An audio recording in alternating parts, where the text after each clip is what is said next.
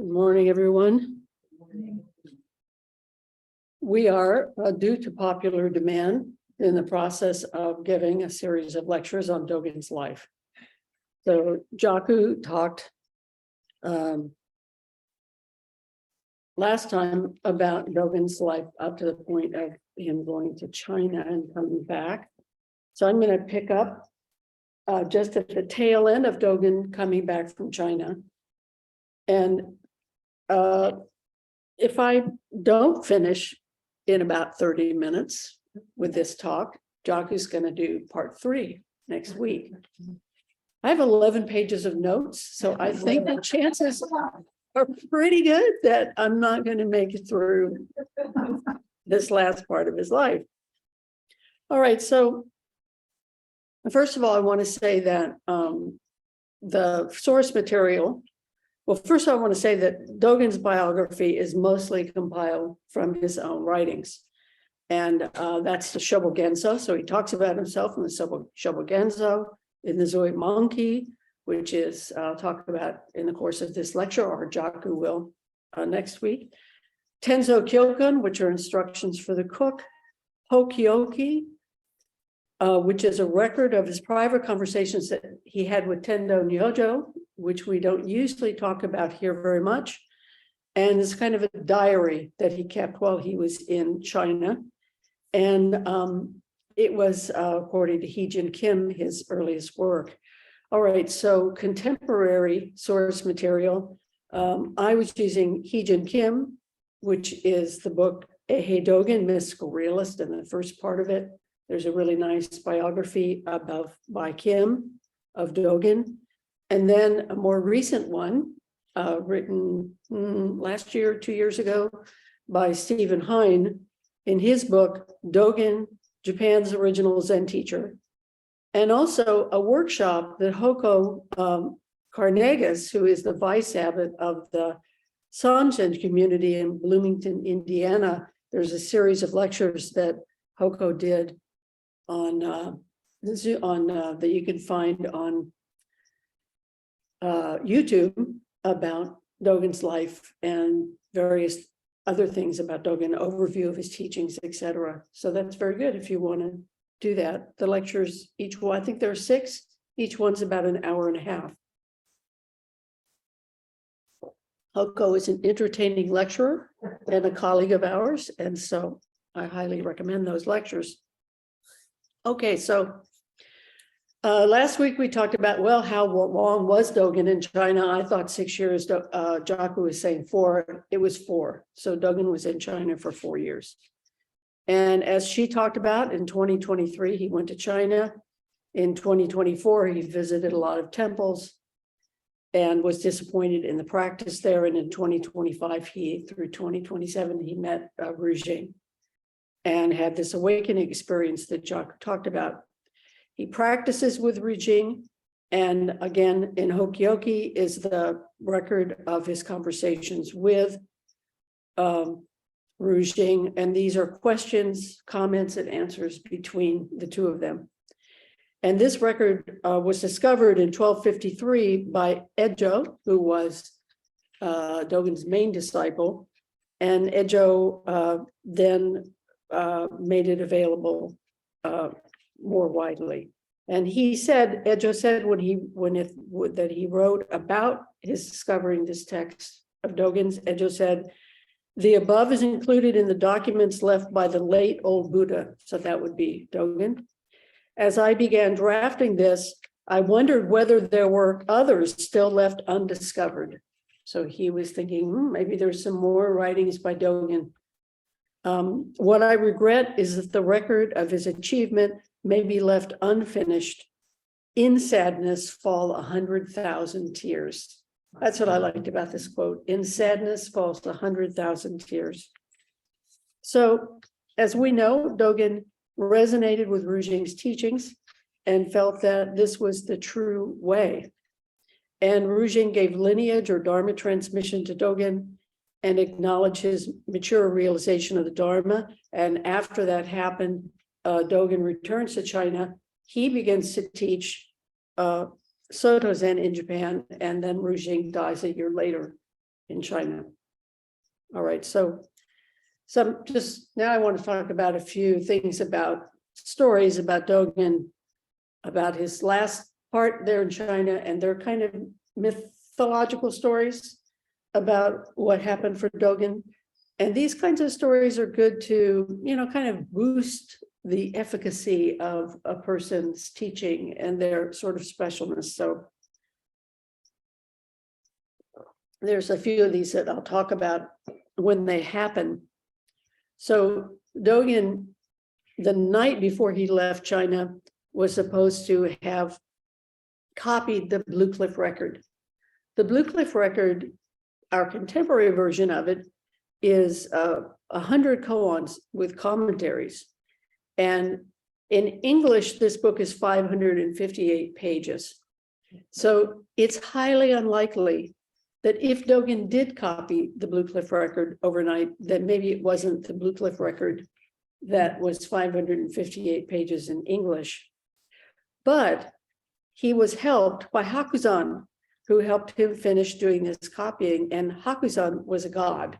So Hakuzan came and helped him whip out this copy of the Blue Cliff Record. So, those are mitigating circumstances, and perhaps he did actually find the ability to be able to copy that much overnight.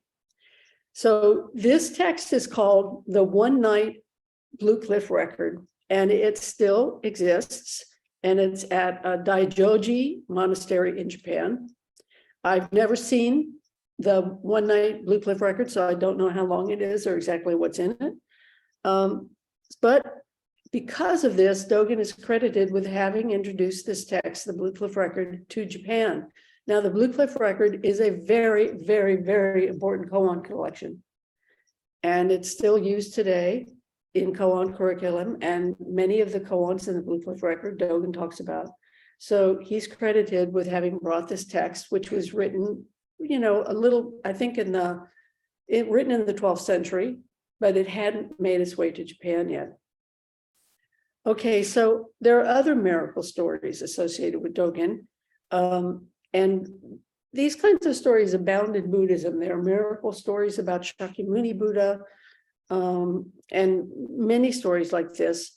And, again, as I said, they kind of boost the spiritual power of the person to whom they are attributed.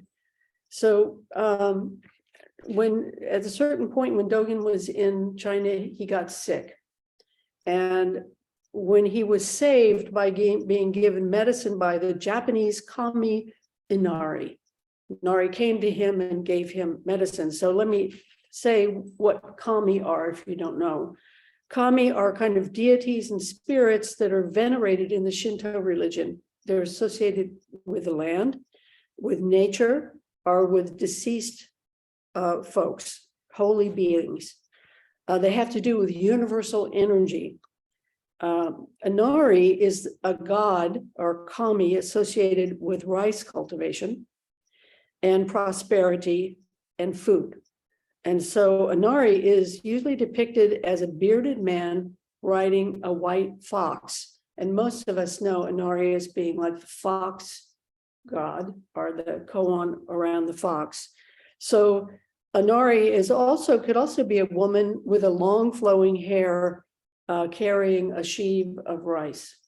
So whether or not it was a woman or whether it was this bearded sage who came to see Dogen, he saved him, and he saved him because he knew that Dogen would go back to Japan and spread the Dharma. So what he gave, or he or she gave Dogen to cure him, was an herbal medicine called Gedo Kukan, which means poison dispelling pill. Now, this pill was sold by the Soto Shu up until the 20th century. So it was considered something that made some money, a little money for the school, and they sold these pills, the poison dispelling pill. Okay, this happened before Dogen left China. Now, when Dogen left China, of course, he went by sea, and on the ship that was taking him back to Japan, there was this horrendous excuse me, right before he went back to Japan, he encountered a vicious tiger. Now, we don't know where he encountered the tiger. Somehow, I don't think it was on the pier with a ship, but somewhere in his travels in China, at the latter part, he encountered a tiger. And so he climbed a tree and he sat zazen in the tree. And the tiger goes away. And thus Dogen was saved. Because I'm sure the tiger felt this amazing spiritual energy coming from Dogen's zazen. And so he decided to spare his life. Another miracle happens on his way back to Japan on the ship. Now, maybe some of you have heard this story. I hadn't heard the other stories. I knew about the one night Blue Cliff record, but I didn't know about the tiger or about the pill situation. So this story is pretty famous. Dogen's coming back. If you know that the straits or the sea between Japan and China is notoriously rough and difficult passage.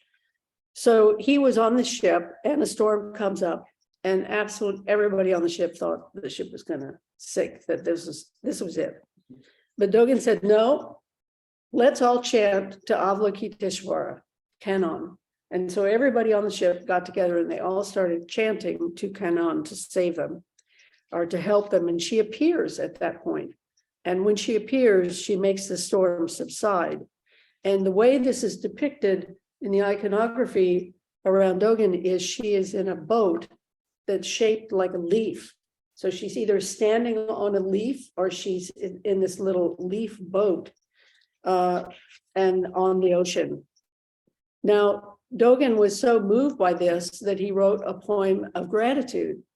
And the poem goes, "From the single blossom, 5 leaves uncurled."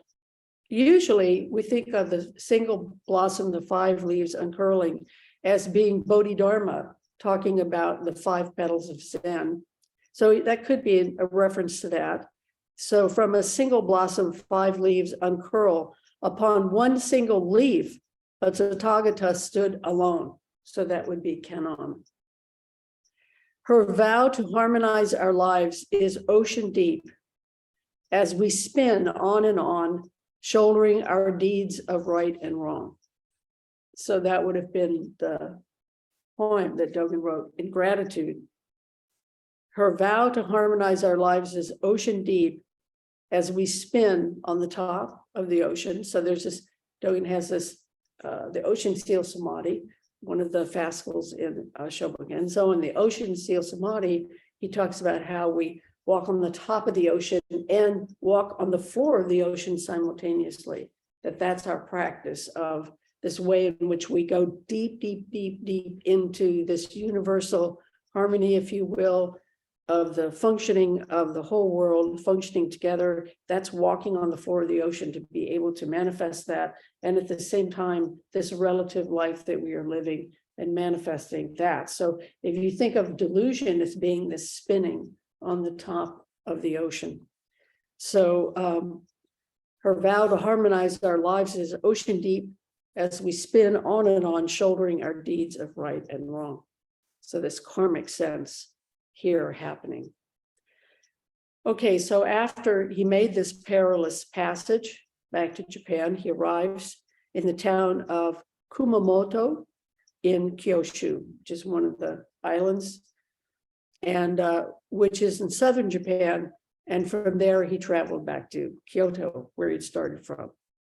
So altogether, the voyage and the travel back to Kyoto took him about 2 months to get back there.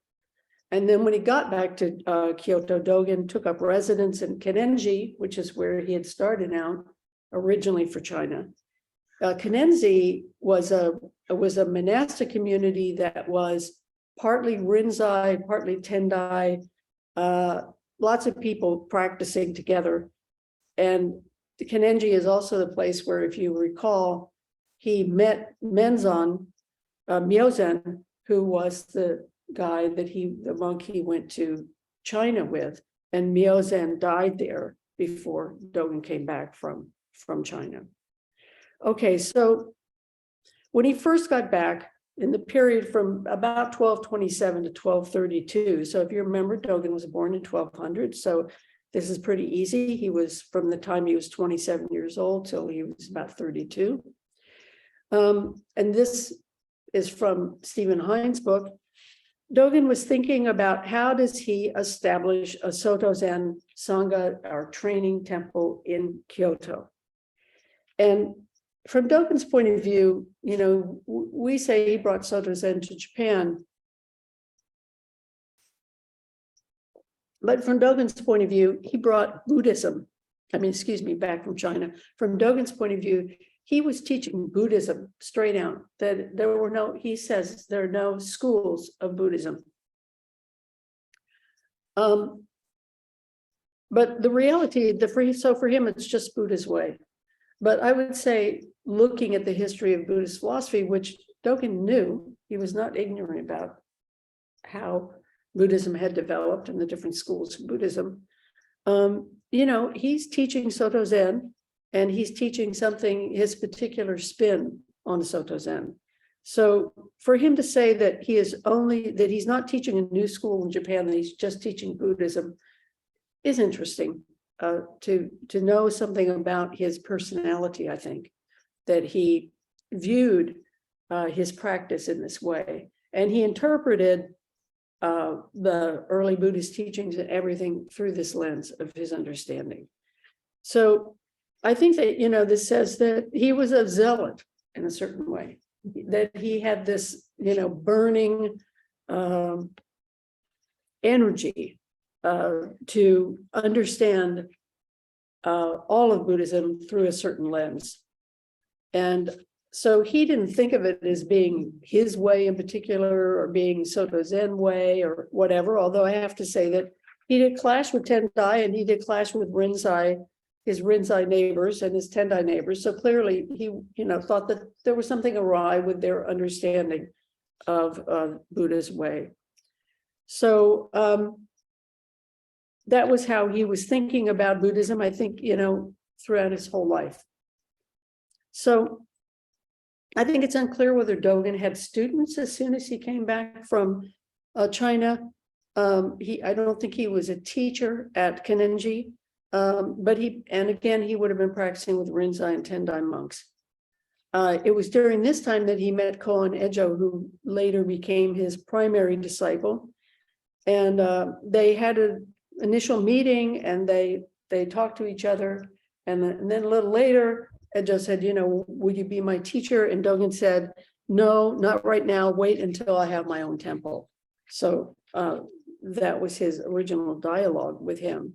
Now, while he was at Kenenji, he wrote in 1227 Fukan Zazengi. So this would have been right after he came back from China.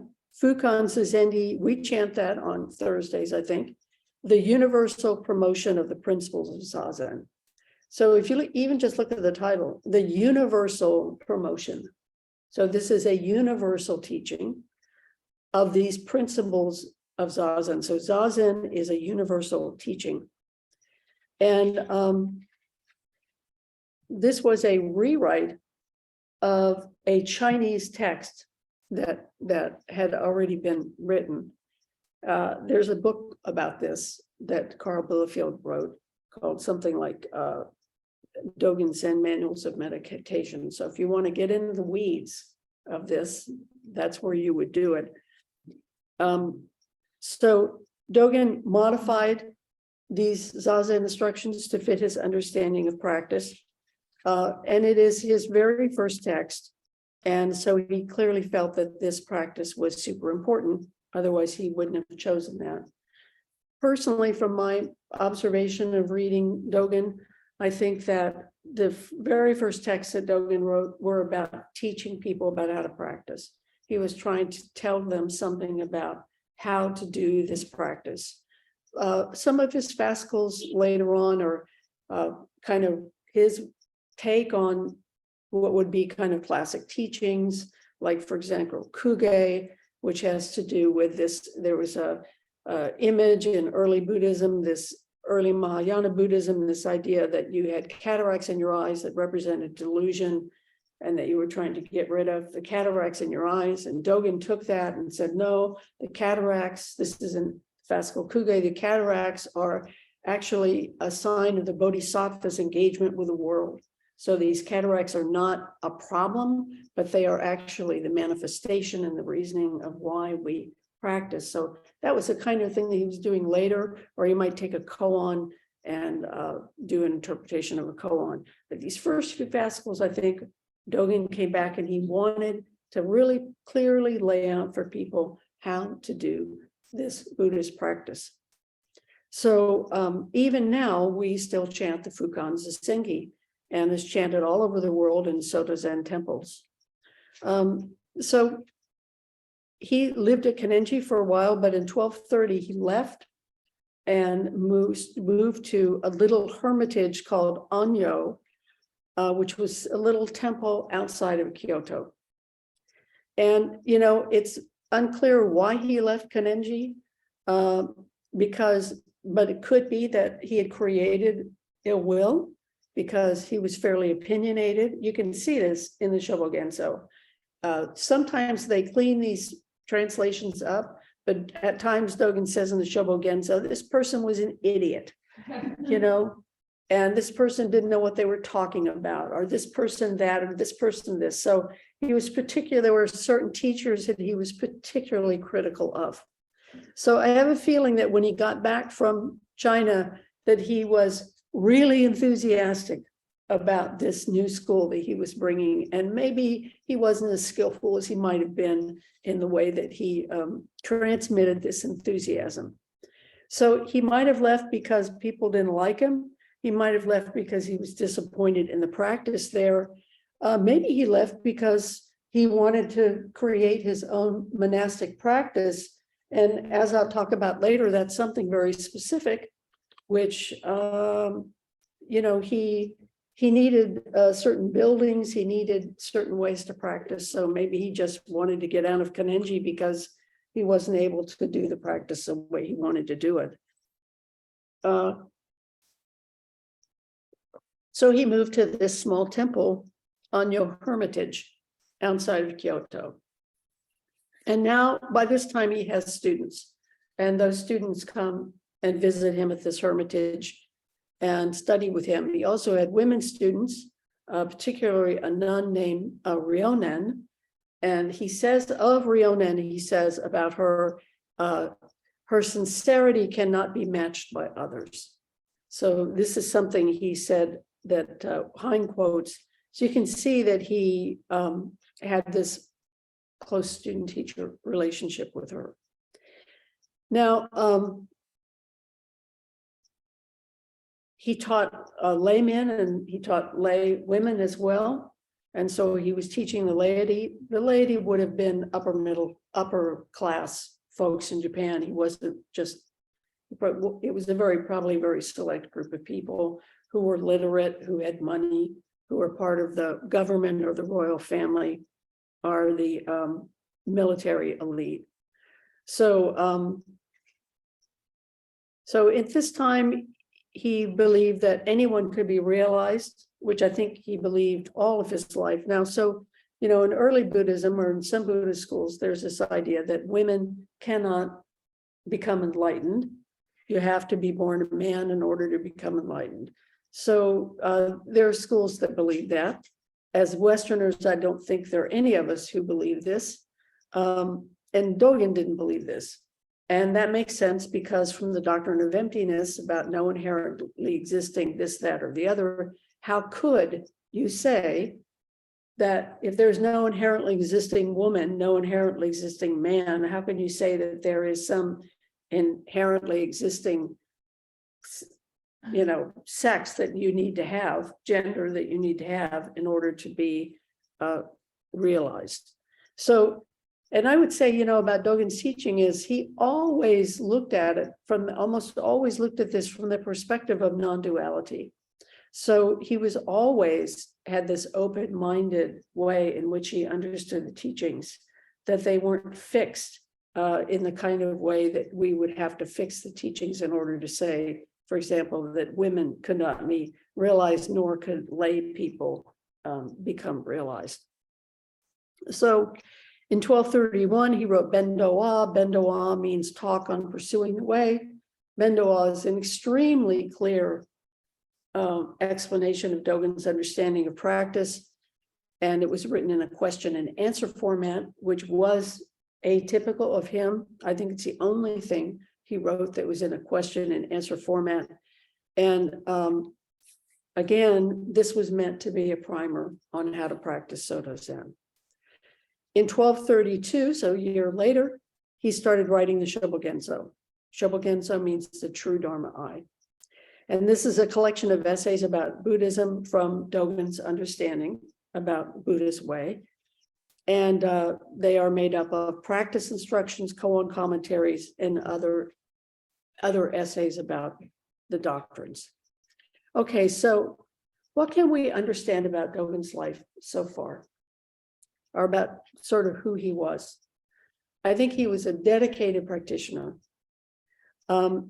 We know very soon that he was a builder, because the next thing he does is build a monastery in Kyoto. So he was a builder.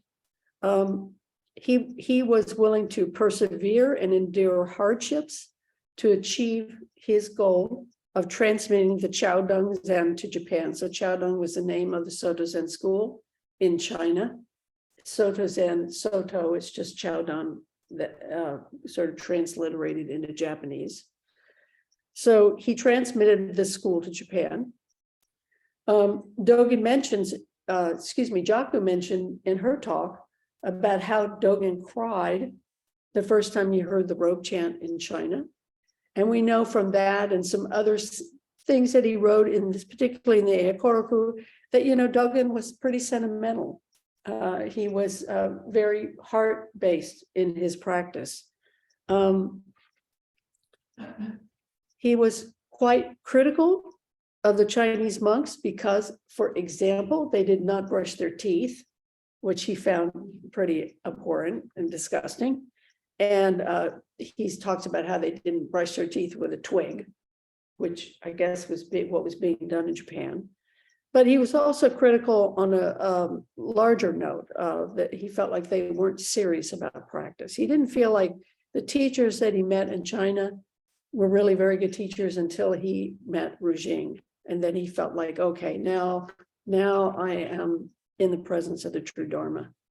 Again, as I pointed out, he was quite vocal about his opinions, and he wasn't, because of that, he probably wasn't the most popular guy in the room. So, here you kind of get a sense of what his personality was like, and who he was. He was also an innovator, and he was willing to write his teachings in vernacular Japanese rather than Chinese to make his teachings more available to people. So that's interesting because he really wants to propagate this Dharma, and he's not being elitist about how he's going about doing it. I think I've been talking for a half an hour. Are you all still up for a little more? Yes? All right. Here? Okay, sure. I'll do a little more. All right, so in 1233, he established Koshoji Temple, which was through the patronage of the Fujiwara clan, who Jaku talked about. They were his original patrons.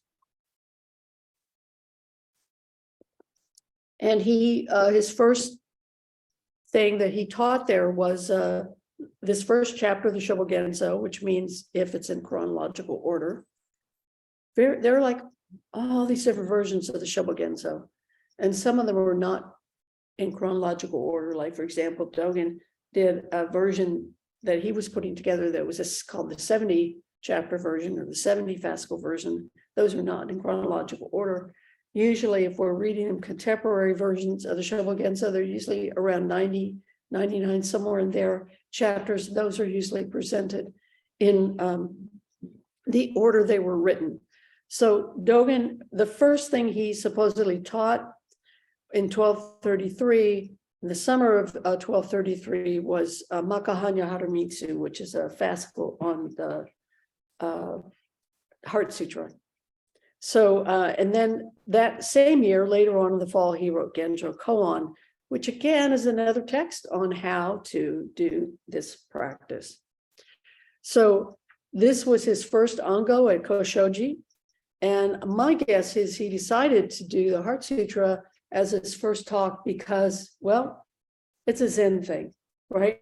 This is like a hugely important Zen, short Zen text for us. And I think that it makes sense that this would be his first sermon at Kanenji, at Koshoji.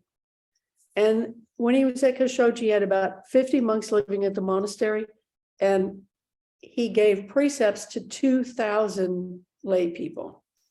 So the precept ceremonies back in the day were large, and we just went to LA and did Jukai, and there were, I think, about 100 people taking the precepts. And when they do precept ceremonies at Eihei, there might be 400 people taking the precepts. So it's possible that he could have given precepts to 2,000 people. So that was something that he did there as well. And it is at this point that Ejo joins, in 1234, Ejo joins Dogen at Koshoji.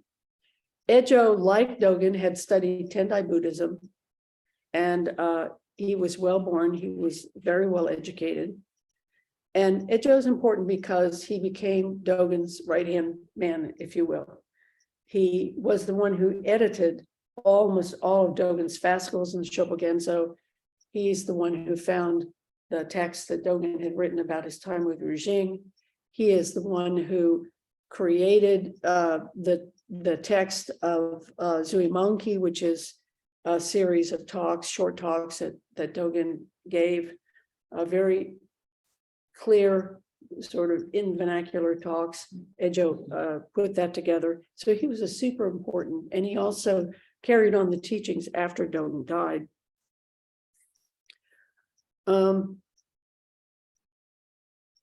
So Ejo joins it at this point. Then Dogen starts to compile what's called the 300 koan collection, in Japanese, the Shinjin Shobogenzo. This is just a compilation of 300 koans that Dogen thought were important. It was written in Chinese. And Dogen had also been kind of honing his way of talking about koans during this time.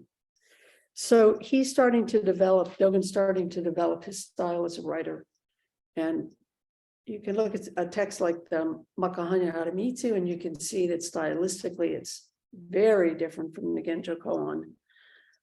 So he's starting to develop this style. He's also writing poetry, and he's starting to sort of develop his teaching style.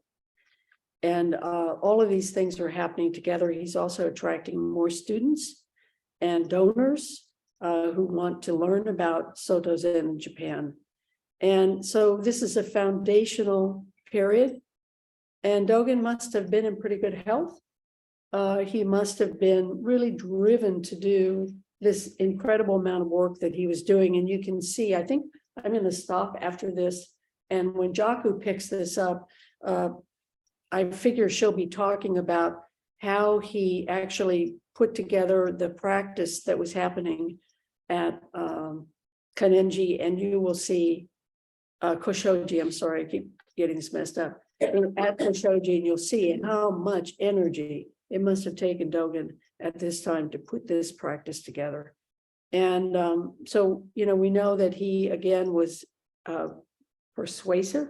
He must have been very persuasive to be able to raise the level of money it would have taken to do this, to put this together, and also extremely inspiring for monks and for the lay people who were his patrons.